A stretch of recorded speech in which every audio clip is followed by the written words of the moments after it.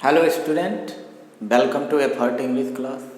मैं राजीव कुमार आप सभी को एफर्ट इंग्लिश क्लास में स्वागत करता हूँ। स्टूडेंट, आज हम लोग पिछले क्लास में बचे हुए कुछ ऐसे कीवर्ड जो आर्टिकल उसके पहले नहीं प्रयोग होता है, लेकिन कुछ खास परिस्थिति में उसके पहले द का प्रयोग होता है, उसी के शेष भाग पर हम लोग इस वीडियो में काम करेंगे।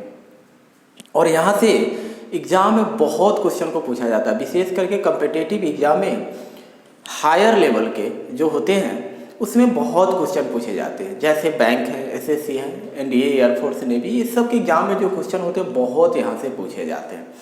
तो मैंने पिछले क्लास में या अभी जो चर्चा मैं करूँगा आपके साथ वह कलेक्शन है शब्दों का जो बार बार एग्जाम में रिपीट किया जाता है। तो इसको बारीकी से देखें, पूरा वीडियो को देखें, बहुत आपके लिए फ़ायदे की वीडियो है।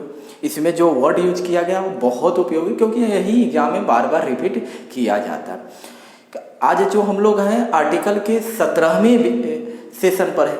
इससे पहले 16 वीडियो ऑलरेडी अपलोडेड किया जा चुका है आर्टिकल के प्लेलिस्ट में जो सब अवेलेबल है। यानी आप कंप्लीट आर्टिकल के यूजेज को समझना चाहते हैं, कंप्लीट एग्जाम में परफॉर्म बेहतर करने के लिए अगर पढ़ना चाहते हैं तो वो सारे वीडियो को देखें। और इस वीडियो को तो कीवर्ड है, ये वर्ड बार बार आता ही है, इसलिए इसको भी देखना बहुत जरूरी। तो पूरे वीडियो को देखें, बहुत फायदा होगा आपको। तो चलिए स्टार्ट करते हैं। नो आर्टिकल मतलब हमने बात क्या किया कि वैसे शब्द जो आर्टिकल लेकर नहीं आता है, उस शब्दों के पहले सामान्य अर्थों में आर्टिकल का प्रयोग किया ही नहीं जाता। लेकिन कुछ विशेष स्थिति में कुछ विशेष शब्द बनते हैं जो आर्टिकल को लेकर आता है, और वो भी दिमाग में रखें तो द का प्रयोग उसके पहले होता है। जैसे पहला हमने लिखा है, मतलब 5वां नंबर पर 4 भाग, इसके 4 नंबर तक इससे पहले वाले वीडियो में हमने पढ़ चुका है। ये 5वें से जो बात करना है, जैसे कि फीवर, डिजीज का नेम, डिजीज जितने भी होते हैं दुनिया के जितने भी डिजीज के नेम है उसके पहले आर्टिकल का प्रयोग सामान्य रूप में नहीं किया जाता है। जैसे फीवर है, मलेरिया है, एनीमिया है, कैंसर है, टाइफाइड है, कॉलरा है, इस सब के पहले आर्टिकल का प्रयोग नहीं किया जाता है। लेकिन आज एग्जाम में क्या करता है, एग्जाम में आपको दे देगा suffering from A fever, suffering from the fever, ये सब एग्जाम में देकर पूछता है। जो कि वहाँ पर क्या है, सफरिंग फ्रॉम ए फीवर तब भी गलत, द फीवर तब भी गलत, क्योंकि सब जो डिजीज का नाम है इसके पहले आर्टिकल का प्रयोग होता ही नहीं। लेकिन कुछ खास डिजीज का नाम है विशेष करके जो एग्जाम में बार बार रिपीट करता है और यही आता है, उसके पहले द का प्रयोग किया जाता है। किया भी जाता है तो द का प्रयोग किया जाता है, ए एन का तो प्रयोग नहीं ही किया जाता है। तो इन डिजीज का नेम जो है, इसकी वजह से measles, mumps, flu, plague, AIDS, ये सब जो बीमारियां विशेष करके राष्ट्रीयकृत जो डिजीज को घोषित कर दिया गया, दिमाग में रखेंगे, वो सब डिजीज के नाम के पहले डिफिनिट आर्टिकल द का प्रयोग किया जाता है। तो ये बातों को आपको दिमाग में रखना। और बार बार ये डिजीज जब आ जाए तो ये अपने साथ आर्टिकल ए लेकर आए तो गलत ही होता है, लेकिन द लेकर अगर आता है तो वो सही है। लेकिन इस साइड में जो डिजीज का हमने नाम लिखा है ये बार बार एग्जाम में आपको परेशान करता है और इसके पहले आर्टिकल का प्रयोग होता ही नहीं। और एक बातों को जान लें, समान अर्थों में किसी भी डिजीज के नाम के पहले आर्टिकल का प्रयोग नहीं होता है। तो दिमाग में रखना है कि नहीं होता है, लेकिन ये सारे जब डिजीज आ जाए तो इसके पहले द का प्रयोग किया जा सकता है और एग्जाम में इसको काटने की जरूरत नहीं है।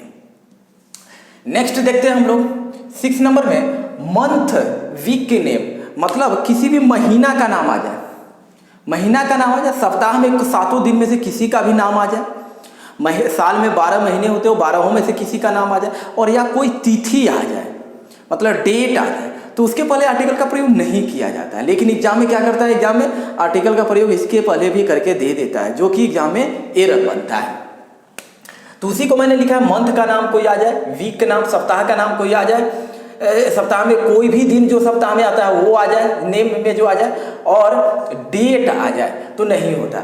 जैसे वीक में 7 दिनों में से कोई भी, जैसे देखिए जनवरी, महीना का नाम, इसके पहले आर्टिकल का प्रयोग नहीं होता है, मंडे है नहीं होता है, डेट कोई देते, जैसे we go there on the 5th December, देखिए 5th क्या है, डेट है ना दिया 5th दिसंबर, इसके पहले आर्टिकल का प्रयोग होता ही नहीं है। लेकिन यहाँ पर द देकर एग्जाम में क्या करेगा, पूछेगा, जो कि क्या होता है, गलत होता है, यानी आर्टिकल इसके पहले होना ही नहीं चाहिए। अगर कहीं एग्जाम पर देता है ऐसा तो ये क्या होता है, गलत होता है।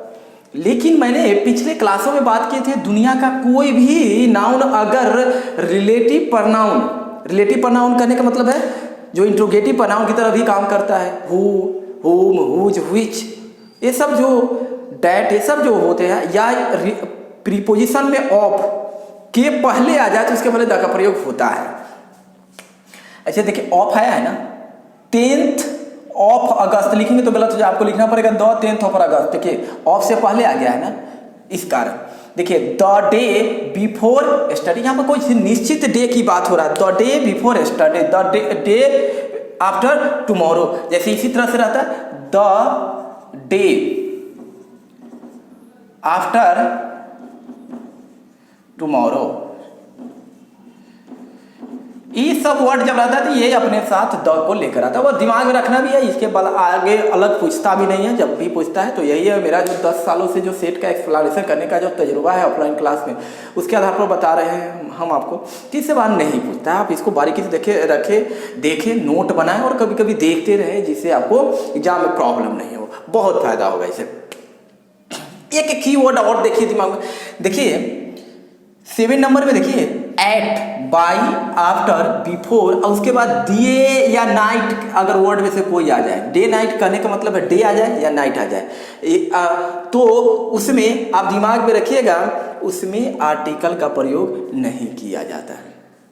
इसके बाद डे आ जाए, नाइट आ जाए, कुछ आ जाए, आर्टिकल का प्रयोग नहीं कर सकते। अगर करते हैं तो गलत हो जाता है। जैसे एग्जाम्पल में यहाँ पर देखते हैं, जैसे एट द नाइट लिखते हैं तो ये गलत हो जाता है। देखिए एट आया ना, एट के बाद क्या आया, नाइट आया, तो उस नाइट के बोले द का प्रयोग या आर्टिकले का प्रयोग नहीं कर सकते, समझे। जैसे बाय द मॉर्निंग गलत हो जाएगा, जैसे लिख देंगे बाय द मॉर्निंग, तो मैंने क्या लिखा, एट, बाय, आफ्टर, बिफोर के बाद डे या नाइट कोई भी चीज आ जाए तो उसके पहले आर्टिकल का प्रयोग नहीं होता। तो यहां पर भी द क्या है, एरर होता है। तो आपको दिमाग में रखना है, कीवर्ड देने की कोशिश किया है मैंने आपको कि एट, बाय, आफ्टर, बिफोर के बाद डे या नाइट कोई भी वर्ड है तो उसके पहले आर्टिकल का प्रयोग नहीं किया, क्योंकि इस लिस्ट लाइन में जो भी मैंने लिखा क्या, नो आर्टिकल, जिसमें आर्टिकल का प्रयोग नहीं किया जाता। लेकिन याद रखिएगा, इनके बाद मॉर्निंग आ जाए, इवनिंग आ जाए, नाइट आ जाए तो उसके पहले द का प्रयोग करना पड़ेगा, नहीं कीजिएगा तो गलत हो जाएगा। एट, बाय, आफ्टर, बिफोर के बाद आए तो नहीं द का प्रयोग करना है, यानी आर्टिकल का प्रयोग नहीं करना है। लेकिन जब इनके बाद वही आ जाए तो उसमें आपको क्या करना है, द का प्रयोग करना है। इन एन का भी नहीं कर सकते, द का प्रयोग करना है। जैसे इन नाइट नहीं लिख सकते हैं, गलत हो जाएगा, ए लिखेंगे तो गलत हो जाएगा। आपको क्या लिखना पड़ेगा, इन द नाइट, ये सही होगा। तो आपको समझ में आ गया, मैंने कीवर्ड दिया है। इनके बाद अगर कोई डे आ जाए, मॉर्निंग आ जाए, इवनिंग आ जाए, नाइट आ जाए, कुछ भी आ जाए तो क्या करना है, आपको द देना है, लेकिन इसके बाद नहीं देना। अब देखिएगा दूसरी बात, देखिए भोजन के जितने भी नाम होते हैं उसके पहले आर्टिकल का प्रयोग नहीं किया जाता है। और एग्जाम में जो क्वेश्चन आता है वो आता क्या है, कुछ उसके पहले और जो है कि अदर जो है कि कंपोनेंट के साथ आता है। वो क्या आता है, सो देखिए आप यहाँ पर अगर याद रखना है, कीवर्ड मैंने फिर यहाँ पर कीवर्ड का प्रयोग किया है, बस याद रखना है। हैव आ जाए, बिफोर आ जाए, एट आ जाए, आफ्टर आ जाए, स्टे आ जाए, उसके बाद खाद्य पदार्थ का कोई भी नाम आ जाए या भोजन का नाम कुछ भी आ जाए, उसके पहले आर्टिकल का प्रयोग नहीं करना है। क्या नहीं करना है, देखिए जैसे ये याद रखना है आपको, हैव आ जाए, बिफोर आ जाए, एट आ जाए, आफ्टर आ जाए, स्टे आ जाए, तो उसके बाद जैसे टी है, सपर है, लंच है, ब्रेकफास्ट है, डिनर है, कुछ भी खाद्य जो है कि भोजन के रूप में वर्ड का प्रयोग करते हैं तो उसके पहले आर्टिकल का प्रयोग नहीं किया जाता है। जैसे आप नहीं लिख सकते स्टे फॉर, यहाँ पर देखिएगा फॉर छूट गया, स्टे के बाद फॉर भी लगाइएगा, स्टे फॉर द लंच। क्या हो गया, हमने क्या बताया, स्टे फॉर के बाद जब भी कोई भोजन की नाम की बात आ जाए तो वैसे स्थिति में क्या आ गया, टाइमिंग कुछ भी आ जाए भोजन का तो आर्टिकल का प्रयोग नहीं करना है। तो यानी कि लंच दे दिए, वो स्टे फॉर लंच। जब होटल वगैरह पर जाते हैं तो कुछ खाना वाना नहीं बनाया जाता है तो क्या बोलते हैं, स्टे, मतलब थोड़ा रुके बन जाएगा। तो स्टेप फॉर जब ये आ गया तो उसके बाद जब भी लंच आ गया तो उसके पहले आर्टिकल का प्रयोग ही नहीं करना है, यानी कि ये क्या हो गया, गलत हो गया। लेकिन याद रखिएगा, मैंने आपको बताया था दुनिया के किसी भी शब्दों के पहले द का प्रयोग किया जा सकता है जब उसको विशेष कुछ अलग बताना है। जैसे T is sweet, the T is sweet, इसका मतलब क्या होता है, चाय मीठी है, चाय मीठी है, इसका मतलब है क्या, चाय मीठी है। याद रखिए, चाय मीठी है होता है इसका मतलब। और इसका मतलब है टी इज स्वीट, ये भी सही है और ये भी सही है, लेकिन इसका मतलब होता है चाय मीठी होती है, चाय मीठी होती है, ये इसका मीनिंग निकलता है। तो दोनों में अंतर होता है। ये क्या है, मतलब दो दोस्तों के साथ चाय पी रहे हैं और चाय, दुनिया जानता है कि चाय तो मीठी होती है, यहाँ तक कि डायबिटीज पेशेंट होते हैं वो भी जो है शुगर फ्री टैबलेट डाल के मीठी ही पीते हैं, मीठी कर ही लेते हैं। तो मटेरियल नाउन के पहले तो आर्टिकल का प्रयोग ही नहीं होता है, ऐसे भी देखिए। तो खाद्य पदार्थ भी तो वही है, मटेरियल नाउन है, तो उसके क्या बात है, उसके पहले तो आर्टिकल का प्रयोग नहीं करते हैं। कॉमन रूप से हम लोग का जानते हैं कि नहीं करते तो नहीं करते हैं, लेकिन हमने क्या कहा, सामान्य रूप से तो ये सेंटेंस है ना, चाय मीठी होती है, लेकिन ये कहे चाय मीठी है, ये क्यों खास चाय पर बात कर रहे हैं। मान गए कि हम दो दोस्त चाय पी रहे हैं, तब हम दोस्त से बोल रहे हैं चाय मीठी है, तो हमने दुनिया भर की चाय की बात नहीं किया, हमने कोई खास की बात किया। तो ऐसी स्थिति में फिर आर्टिकल का प्रयोग उसके पहले होता है, और होता भी है तो केवल द का प्रयोग होता है। एक बातों को ये बात है, मैंने यहाँ तक वो वर्ड में जो ट्विस्ट होते हैं, जहाँ में प्रॉब्लम बार बार जो क्रिएट किया जाता है, उस पर हमने बात किया है, और इसके पहले वाले वीडियोस 1 नंबर से लेकर यहाँ तक बात की। इसके बाद एक और वीडियो की जरूरत होता है जिसमें कंप्लीट ओमिशन ऑफ आर्टिकल, जिसके बाद आर्टिकल का प्रयोग होता ही नहीं, कुछ कॉज होते हैं जिसमें आर्टिकल का प्रयोग नहीं किया जाता। इस तरह से आप दिमाग में बातों को रखेंगे हमेशा। तो आप देखिएगा, एक बातों को याद रखिएगा, एक बार देखिएगा कि लास्ट टाइम जो 2017 में पूछा है एग्जाम में, गॉड को हमेशा कैपिटल लेटर में लिखा जाता है, गॉड, गॉड जो होता है हमेशा कैपिटल लेटर में लिखा जाता है, और इसके पहले द का प्रयोग नहीं किया जाता है। अगर कर देंगे तो ये एग्जाम में गलत हो जाएगा। एसएससी के 17 वाले एग्जाम में पूछा गया था लास्ट टाइम इस चीज को, इस वर्ड को, लेकिन द लिखेंगे तो इसके बाद ये वाले गॉड लिख सकते हैं, या गॉड्स लिख सकते हैं, तब द के पहले ऐसे हो सकते हैं, ये सही है। लेकिन कैपिटल गॉड जहां भी कैपिटल लेटर में लिखा था उसके पहले द का प्रयोग नहीं किया जाता, क्योंकि ये नाम हो जाता है। जैसे राम है उसी तरह से ये भगवान के नाम के रूप में, क्योंकि कैपिटल रूप में यूज किया जाता है। लेकिन जब गॉड इस तरह से लिखते हैं, गॉड, गॉड्स, तो इसका मतलब तो देवतागण, तो ऐसी स्थिति में द का प्रयोग होता है। तो दिमाग में ये बातों को रखिएगा, फिर से रिपीट हो सकता है, रिकॉल एग्जाम में हो सकता है, तो इस बातों को दिमाग में रखिएगा। उसी तरह से याद रखिएगा, किसी भी रिलेशन जो होते हैं, जैसे मदर है, फादर है, इस सब के नाम के पहले आर्टिकल का प्रयोग नहीं किया जाता है। लेकिन किसी के अंदर की भावना,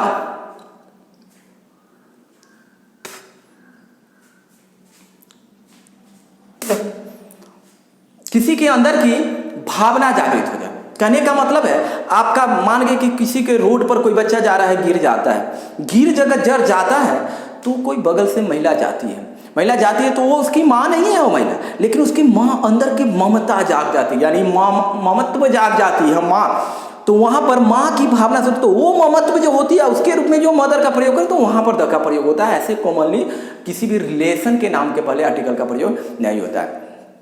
इसके बाद एक वीडियो आ रहा है जो कि बहुत इंपॉर्टेंट आपके लिए होगा आर्टिकल का, जो कि लास्ट वीडियो होगा, और वह 18वां वीडियो होगा आर्टिकल का।